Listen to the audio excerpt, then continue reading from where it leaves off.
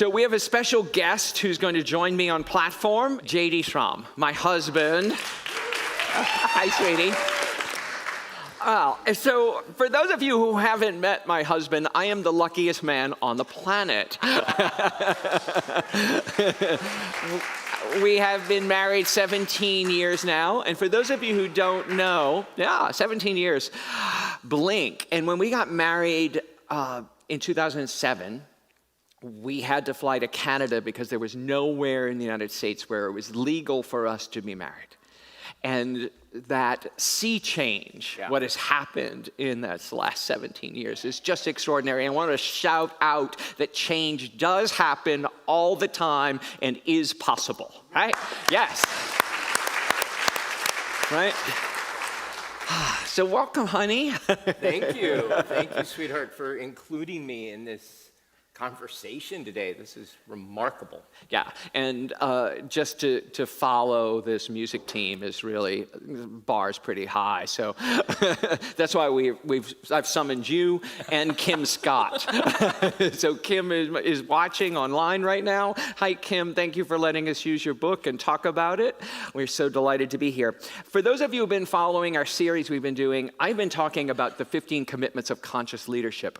And this week's chapter, which we're talking about, is speaking candidly, and how the authors of this book have phrased this. And JD teaches in his consulting practice and has taught at Stanford and in other places. Kim Scott's book. Yeah, I've known Kim Scott since she was in the process of writing the book, Radical Candor. She's now done a second, and a third book is coming out this month. And I love this framework for giving and receiving feedback, and we'll talk about what radical candor means in the context of both of these books and our journey as a community. Yes, as a spiritual community, and back what I was talking about at the beginning of service too, the intersection of our spiritual nature and our secular nature and our business world and everything we do outside of these walls, right? That's an illusion that we have separate beings here and out there. Right. And it was interesting listening to knowing what we know now and thinking how I was trained to give feedback was the feedback sandwich. Say something nice, give them the real feedback, say something nice again at the end. I had that as an MBA student. Like, that's how you give feedback. Knowing what I know now, that doesn't work. And we're going to talk about another way in business and personal relationships to give candid feedback that can actually make a difference. Yeah. So Kim says this: I do not believe there are any such thing as a B player or a mediocre human being. Everyone can excel at something. Right? There is no A-list and B-list. We are all divine expressions right here on the planet right now. And when we can allow everyone to bring forward their specific gift, their unique perspective to the world, we're all richer for it. So to understand that this whole conversation today is about just this, is about bringing out the best in ourselves and others. Exactly. And I love being able to look at these two frameworks in parallel with one another. And so the framework I'm going to be talking through, Kim Scott's Radical Candor framework, is built on two continuum. Across the horizontal, you'll see challenge directly, and then across the vertical, to care personally. And when we are able to both challenge directly, but also care personally, top right quadrant is spoiler alert, that is radical candor, and we cannot live there. And so we're going to talk about all four quadrants, but as a goal to shoot for, that I want to both care and challenge and be able to do both of those with greater mastery. Yeah. And so for today's mashup, we started the show with a musical mashup, the service with a musical mashup, and now we're going to actually have a mashup of these two books. Because in the 15 Commitments of Conscious Leadership, the visual they employ is a straight line, and that we are always constantly living above the line or below the line, and that it is our natural default to fall below the line, but we want to awaken to that and go above the line, right? So their model is very similar, but only has one axis, not two, so JD tells me that Kim Scott's is better. Mine's twice as good. And mine's also going to have cartoons in a moment, so that even makes it a better framework. Okay. All right, so let's dive into it, shall we? So, JD, take it. I even get the power remote at this moment. So I spoke earlier that top right quadrant, radical candor, is what we aspire to. And I generally deal with this in work relationships, but it absolutely applies to personal relationships. And that is if I am able to not just express that I care, but to actually care about the people I'm volunteering with, the people I'm working with, the people in my family, and being able to then also, standing in that relationship, provide clear feedback, be able to challenge directly about a situation, a behavior, a concern, and know that I don't diminish how much I care for you by giving you feedback, and the feedback that I give doesn't have to be hidden or positioned or couched because you know that I care. There's a certainty around that. Kim tells a wonderful story in the opening of her book about when she was out walking with her dog, and she didn't yet know how to control the dog, and it almost got run over in traffic. And this total stranger in New York City, which, again, if you need a lab for getting candid feedback about how you behave, go to New York. New York City, great place to go. And he quickly, gave her feedback, and used an appropriate level of tone to bring the dog out of traffic. And she said, "I didn't want to be mean." And he said, "It's not mean, it's clear." And she said, never, doesn't know where that person is. That person may not even remember the conversation on the curb that day, but that became the foundation for radical candor. So that's what we aspire to. Let's talk about where we spend a lot of our time. So if you only challenge directly, Kim calls this obnoxious aggression. And don't think of people in your life at the point that, and she's very quick to point out that this is not a personality type. There's not a test you can take in the back of Fortune magazine to figure out which of the 4 types you are. These are all strategies, and we end up being at different points in a day, even at different points in one meeting, we may move between the 4 of these. She does acknowledge that if you can't be at radical candor, right below the line in obnoxious aggression, people at least know how you feel. And you may have to clean something up later. You may need to go back later and say, I was too harsh as I said that. And as a parent, I do that many times a day with one of our 2 children more than the other, but that's another story.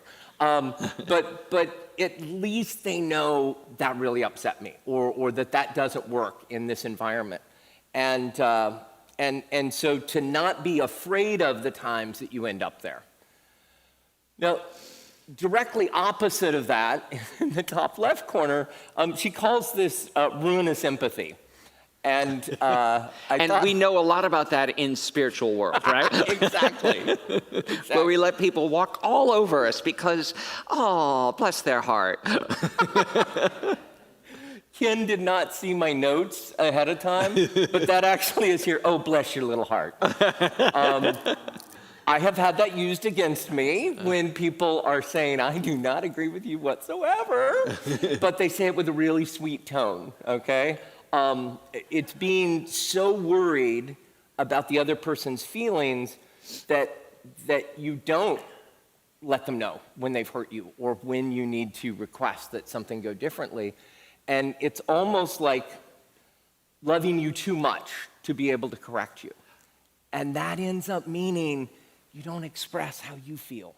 And so you're left with this upset, this concern, this issue, and the other person often has no idea whatsoever for weeks and months at a time how angry you were about something they did because you haven't actually expressed it. Hypothetically, if you think of somebody in your life. He keeps pointing at me. I don't know. Now, you will often operate between those three. You may find that you were too kind and too considerate, and you may need to move across that challenge directly, Bar, and say, not sure this got through, but I need you to know. Or you may find that you were too obnoxious and you have to dial up the care personally. So you may move from the top left or bottom right into radical candor, and then you may make a mistake and slide back out and slide back in. But you want to get to where you navigate between those three boxes. But I know Marty is just dying to find out what is going to be the bottom left quadrant. And that he calls manipulative insincerity. And so tell me about that, honey. Oh, no, sweetie, the service was great. Oh. Actually, no, the one that I remember, we both have background in theater. I actually have a degree in theater. He had a career in theater, but who quibbles? I can remember when I was a theater major, and you'd go see a friend's show, and it sucked. and you're walking out of the theater, and they have come around to the lobby, which they're not supposed to do. They're supposed to stay in the green room. If you want to talk to them, you go find them. And they're in the lobby, and they're like, "What did you think of the show?" And the line that we use that I now know is manipulative insincerity is, "I love going to the theater."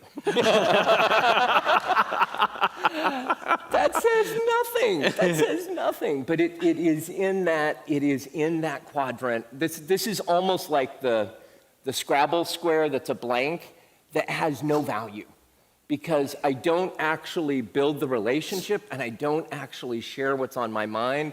And so it just exists in this little quadrant of being insincere. In 15 Commitments, they talk about it this way. It's like if you're giving feedback or speaking candidly to a person to change them, your intention is what's all wrong. Your intention is manipulative. You're doing it to change someone. No one likes that done to them. We can smell it a mile away, right? But if you're going with genuine feelings revealing about yourself, it is then moving into radical candor. Right?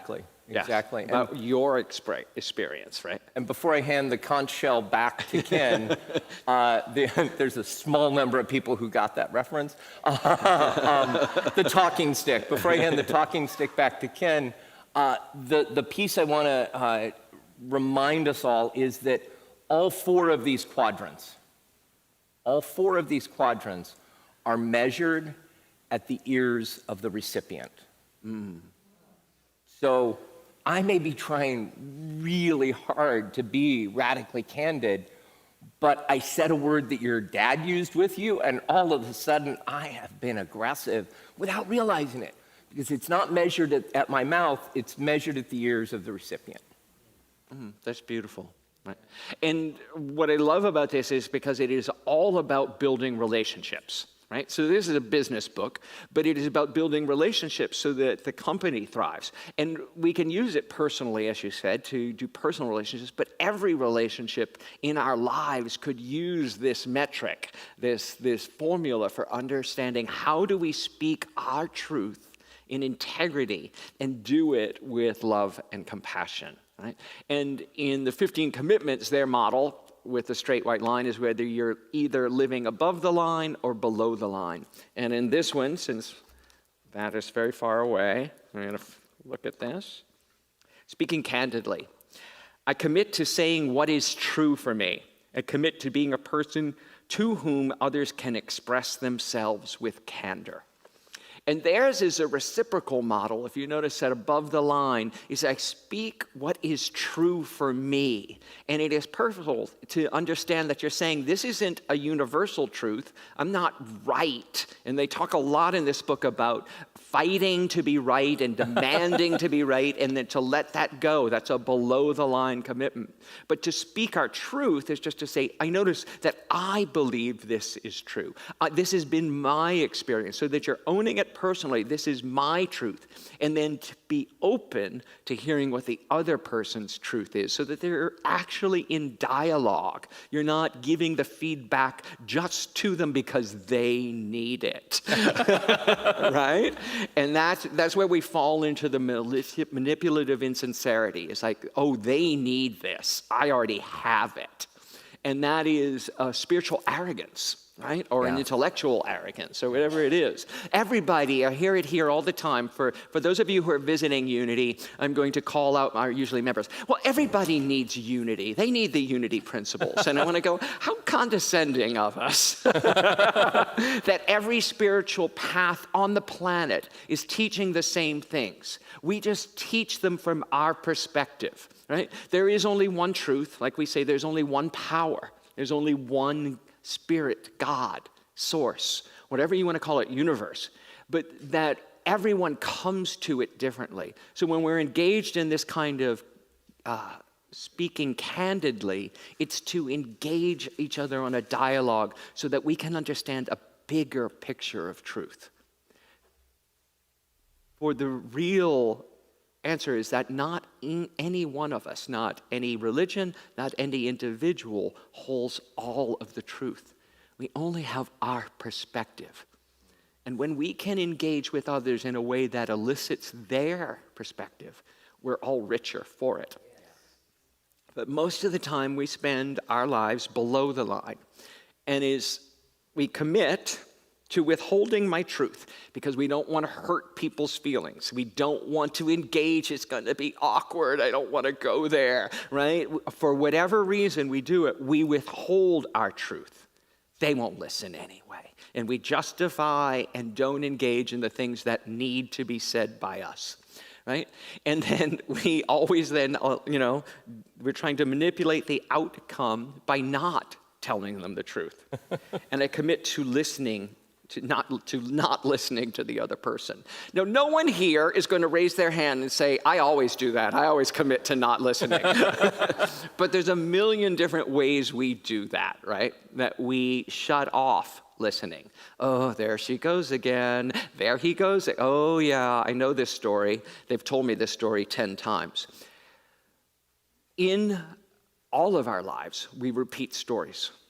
Has anyone here not repeated a story, right? Okay, I want to see a hand because I want to talk to you, right? It's like what we are doing when we're repeating stories is there's some need, some basic human need, spiritual need of ours that has not been met. And when you can listen to someone repeating a story to you from that perspective, you may be able to clue into what they need and be able to reflect it for them, right? It's not about fixing. There's nothing to be fixed in the other person. We'll get to that later. But to understand that everyone is expressing their needs and trying to get their needs met in some way. When we can listen with those ears and speak candidly from that position, we change the relationship and we change the situation. Absolutely. And we're going to talk in a minute here about the value of listening. But it is stunning to me how many times people don't listen, but they rehearse the next thing that they're going to say, Yes.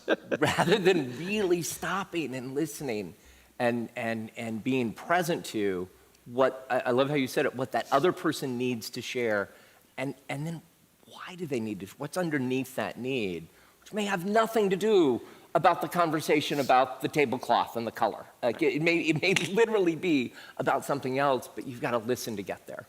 So we're going to move into another section, but JD is an expert on radical candor. He's devoured it much more than I have. I'm in my third or fourth version through this book. And so I want to bring up some concepts from this book and talk about how they reflect in Kim Scott's book and how we can all use them. So the first one is withholding. right? We talked about that we withhold our truth, we withhold what needs to be said in a situation because we're worried we're going to hurt someone's feelings, that they're not going to go well, that it's going to blow up a situation where we've received a status quo. And so we do not engage with the truth. And then what we do when we do that is we cut off the energy flow in the relationship.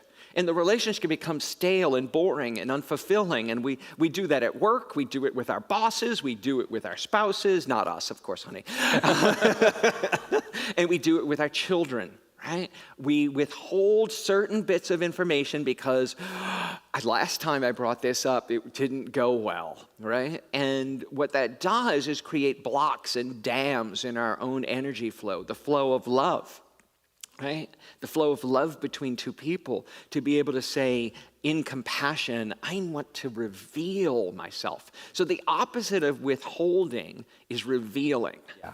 Right? And when we can look at it, when we notice that we're withholding something from someone, we can not make it about them, so we don't have to tell them what they're doing wrong, but we can reveal what's important to us. And so I give you this tool to be able to use when you're feeling that notice, I'm withholding, I'm pulling back from this situation. A way to enter with the communication with the person is to reveal something about yourself and say, I notice I keep having the feeling that this relationship isn't working right. I keep having the feeling that this is a block for our highest good. And I'd love to talk to you about that. And a story to illustrate this that I can remember from the old Unity Church, those who haven't been to our former structure on Bush Street, was a first floor structure was the sanctuary, and then you'd go through and upstairs was the office. And one afternoon, I can't remember why I was there, but I had come through and I was going to do some work in the office, and I just needed a quiet space to work. And there was some sort of event going on. As I came through, I wasn't fully present to the people or the event. I just went through kind of quickly, and somebody said something, and I said something back fairly abrupt, and I just wanted to get back and get upstairs, and whatever I had to do was more important. And a few minutes after I got settled at the conference table up there, one of the congregants, who doesn't even live in the area anymore, came through, and you could hear the steps, somebody coming up the stairs, and she did exactly this. She said, can I share how that felt when you came in the way you did? I was like, yes, please. I was so clueless to what I had. And she shared how my behavior made her feel. And we were able to have a really quick conversation, and it was gone. But had she withheld, I would have never known. And quite likely, every time she saw me, she would have seen that abrupt guy on his way through rather than the person who I want to be. It was because she chose not to withhold that we built something. And it's just vivid to me now. I'm even emotional as I think about that. I brought tissues because I know my husband. Yeah, the Buddha goes on Ken's side, the tissues go on my side. Yeah. And I love you for revealing that story. Right? Because we all do that. We're caught up in our own heads, our agenda, our blinders are on, and we don't see the wake of our behaviors frequently. And so when we're in a relationship with people that get to share with us our truth and how our effect, we can sometimes get awakened to what I talked about earlier. It's like, oh my God, if we spot it, we got it, right? And the other one is conscious listening.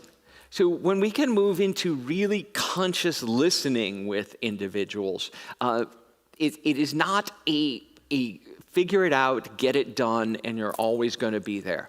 When we are listening, we always listen through many, many different filters, right?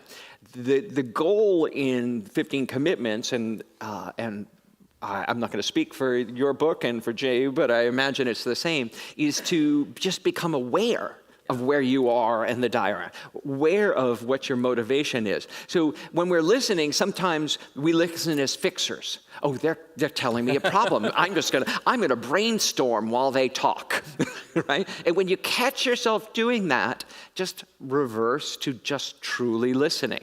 And there's a couple more that I think are really diagnosing listening. Oh, the problem with that is you're allowing this to happen. You need to do this, this, and this. And you've got the whole formula, like JD said. You planned what you're going to say to them, but it's diagnosis. And you have no idea how much you miss while you're doing that planning of your next statement. Right. And so when someone's talking to you too, you can listen and you can be teaching them how to avoid conflict. Right? So you're going, well, maybe they didn't really mean it that way. Let me offer you another perspective. Rather than really understanding that the person is sharing something that hurt them. Right? JD I'm going to let you share your model here in a minute. And then I have never done this, so I don't understand this one. It's like, you listen to defend. What do you mean? I did that perfectly. What the hell are you talking about? That kind of listening, when you feel attacked by what someone's saying and you're taking it so personally that you feel you have to mount a defense rather than really consciously listen to what the other person's trying to tell you. And then the last one is what JD also talked about, was autobiographical listening. So you're listening, someone's speaking to you, and you're thinking of every time that's happened to you. And you've totally lost the other person because it has triggered every incident in here. And I see lots of people giggling because this is a common one for all of us, where we go through every incident in our whole life since we were first memories where that's happened to us. Yep. And then as soon as they stop talking, we're going to tell them about our version. Right? And that is not conscious listening. But what that is normal. Right? So what we do is understand that's where we fall in below the line in my way of putting this in 15 commitments. We're below the line. And we just have to wake up and just come back to presence. Come back to truly just listening and trying to learn what the other person is trying to tell us with their words, but also with their emotions, and listening from your heart and listening from the gut. What's their body language doing? Who are they? And right? One of the questions that I find really helps me get to that is to be able to say, can you tell me more about that? And then just literally listen. Or is there a story you could share with me? I want to make sure I get this. Is there a story you could share with me from your point of view so I get this even better? And then listen. And if I've noticed I've wandered, that question will bring me back to authentic listening. Yeah. And he posted this on one of his Facebook memes, and he does it as part of his business too. So you can literally ask people, do you want a hug? Yeah. To be heard? Or do you want to be helped, heard, or hugged? And if you find that out before you jump in with your answer, if John came to me and he wanted to just be heard, and I jump in with 5 steps to make this better, we're on different purposes. But if I know he wants to be heard and I just listen, or I know he wants to be helped, and then I've got some great strategies, or I know he wants to be hugged and I can just be with that. I put that up on Facebook the other day, and then I had a rough day at work yesterday, and I texted Ken about it, and he just replied back, need to be hugged? I was like, yes, all I need right now. All I need. And let's take this to our time of meditation.